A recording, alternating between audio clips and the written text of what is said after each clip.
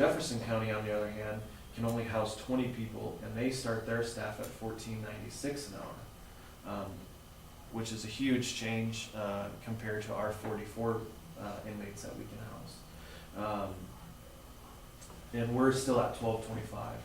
So if we look at our prevailing wage, the prevailing wage for detention / control, and the reason how I came up to the 1403 is because my control staff is not just dispatch. They also have to be detention certified. So we went with the 1403, which is the prevailing wage for dispatch, because everyone has to be dispatch certified in our facility. We have to send them through all the training because our dispatchers are in direct contact with inmates, and it saves us liability when all of our staff is trained in detention. So that's how I came up with the 1403 for the prevailing wage.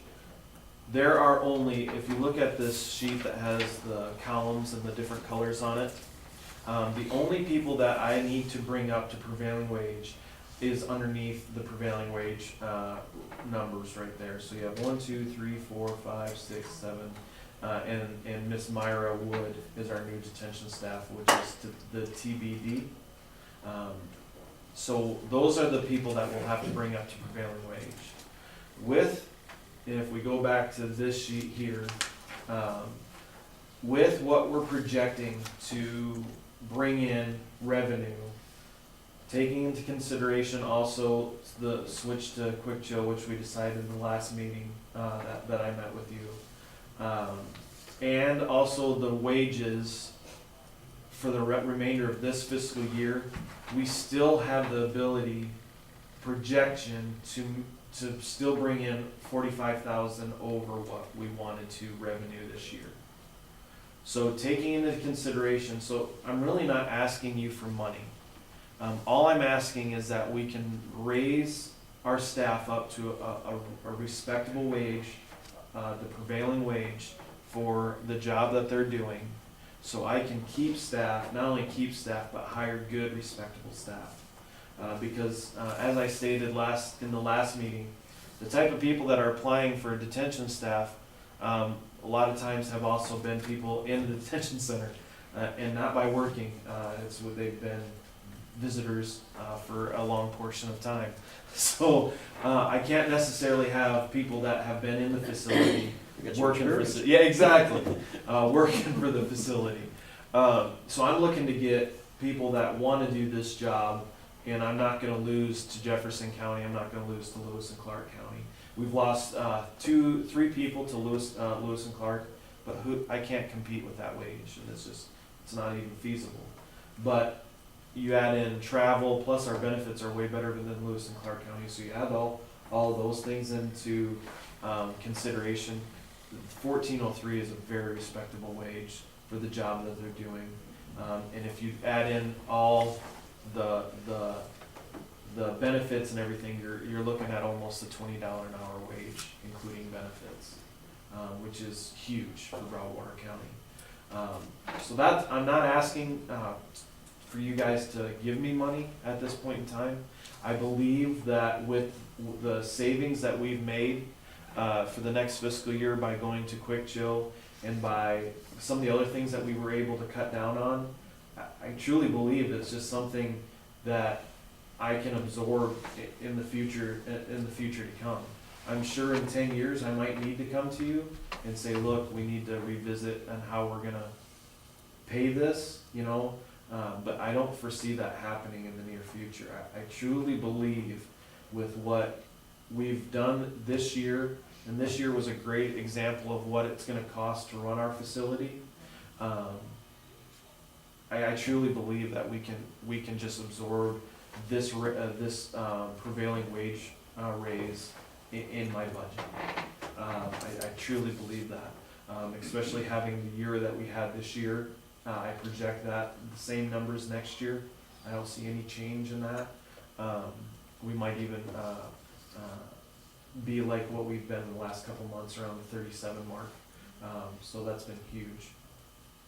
And honestly, Our community members have been very well, and we've only had to house 2 or 3 on a regular basis in our facility, so you're looking at 33 to 34 paying customers, which is huge, which really helps our budget.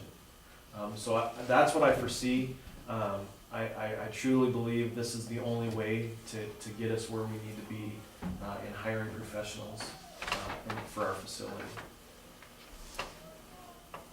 Madam Chair, Yes. I have one question. How does this affect the union contract? That's a great question. It does not, and this is the reason why. In the union contract, it clearly states that if we were to give a raise for a new job, a change in job, so like if I got promoted to undersheriff, they can't grieve that raise. Or a prevailing wage raise. They cannot grieve, that's a non-aggrievable aspect, and it says that right in the union contract.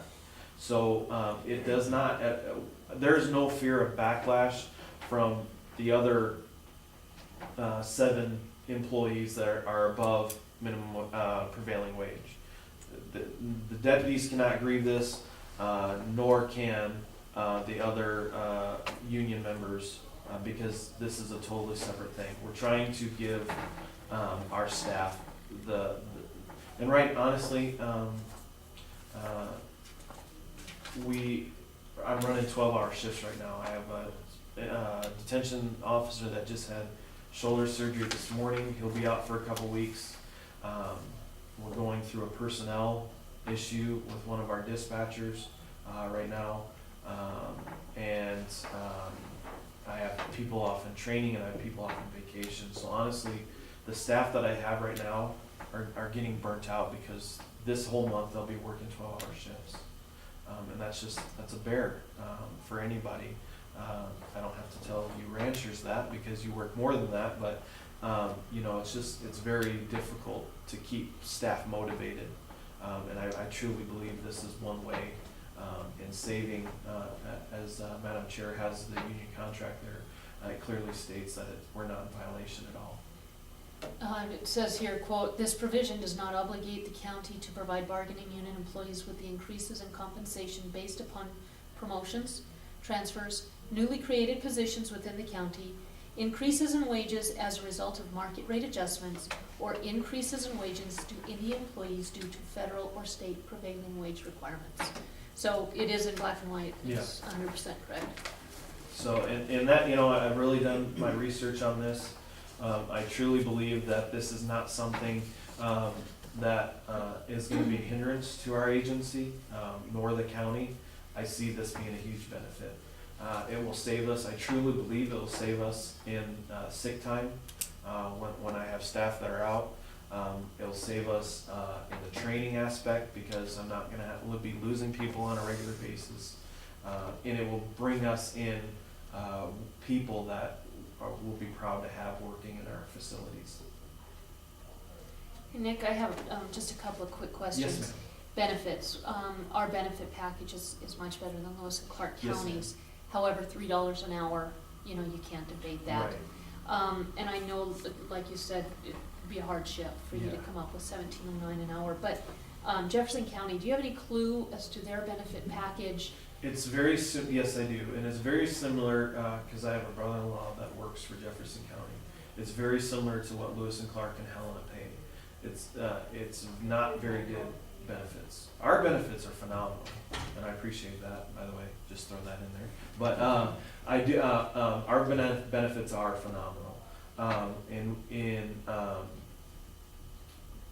so our benefits are way better.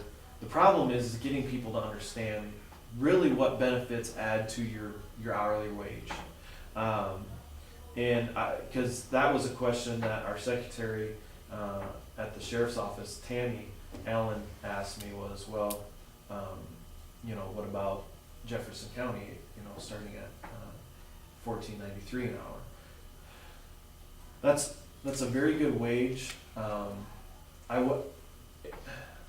This is safe. And the reason why I say this is safe, I don't want to put our facility into a bind trying to come up with this money. I don't want to have to come to you asking to at this point in time, I'm looking for a 6-year of me, window of me not coming to the county asking for money. That's my goal. I truly believe the way that we're running this facility and making the right decisions to go the proper directions. This year, Madam Chair, including our benefits, this is a good wage. Would I like to pay the $14.93 an hour? I would. But I don't have peace about that. I just don't know where, I don't wanna put us so close to what our revenue is gonna be that I'm nervous about the next year. And I don't know if that 90 cents would do that. When you weigh out the benefits, we're competitive with Jefferson County though. Oh, we're Because of way better than benefits. yes. Okay. Yeah, our benefits are way better than Jefferson County. It would cost my brother-in-law almost $300 a month just to add his wife and child. Okay, that's substantial. Oh, yes. Okay, And same thing in, I have a friend of mine that is a police officer in Helena, and he doesn't even put his family on because it would cost him so much a month to put his family on his insurance. So it doesn't cost, he's free, through the city, but to add his family is a ridiculous amount. So us and the benefits that we have are phenomenal, and especially for families, it's phenomenal. So I believe this rate and our benefits outweighs a lot compared to Jefferson County and Lewis and Clark. okay, thank you. Any Yep. more questions from either of you? Usually, I think you've been doing your homework on this pretty good research there. Thank you. I have one more question. Yes, ma'am. Morale in your office. Yes. Some people will be going from $12.25, the starting wage, to $14.03, and others who have a little bit more experience will be going from $12.70 to $14.03. Any morale issues that you see on the horizon, or have you already talked with your I did staff? take that, with these people, the 1270 and 1225, no. Okay, We will, the people that's, the current rates, that's not gonna be a problem whatsoever. And the only reason why they're above right now, that 1270, is because of that E. coli. The cost of living last year. okay. That's why they're at the 1270.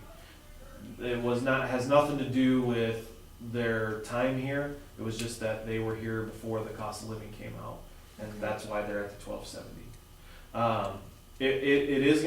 There is gonna be some heartburn, with the older staff. But I'm okay with dealing with that. Okay.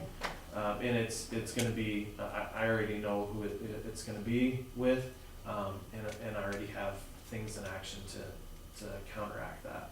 So I did take, that was a huge point of contention, and I did talk with my sheriff and my undersheriff on those issues. They agree with me on this. This is something that's very much needed. I would like to do this on the next pay period, is my goal, to get this started. And because I have another position that I need to fill. So the sooner I can get this in place, the more I can,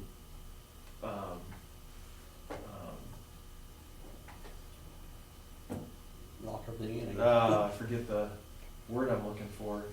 But when I put it out there for people to apply for, I'll get a better hiring pool.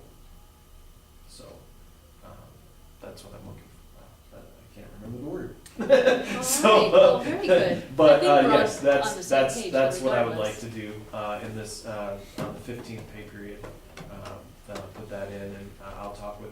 And I've worked very close with Miss Debbie on this, and that's how I got all these numbers and put everything together. So this won't be a shock to her either. So we've worked hand in hand in this. All right, very good. Any more questions? I think he's done his homework and done it well. All right. And not only that, he's been getting all kinds of company down there, so. That's right. Yeah, again, job well done. Thank you, ma'am. I'll make the motion. All right, Second. all right, it's been moved and seconded to allow Nick Corthals to move forward with the prevailing wage request to increase his staff starting wage to $14.03. Awesome. So all those in favor of the motion signify by saying aye. Aye. Aye, motion carries. Thank you so much. Yes. And if honestly, if you guys have any other questions, please let me know. And also, we need to set up a, an inspection. So whenever you guys are free, just let me know. Excellent. All right. Yes, All right, thank you. thanks a Thanks. lot. Have a great day. You too. All right, next we have a closed door executive session. We will be reviewing the applications for the accounting manager. So I am gonna ask that we clear the room, and this should only take, I'm guessing, about 15 minutes. I just question, do we have to have a closed door just for reviewing applicants? Actually, we always take care of potential applicants in private because they're, and I will state it for the record, the interests of the individual far outweigh the rights of the public to know. It is common practice.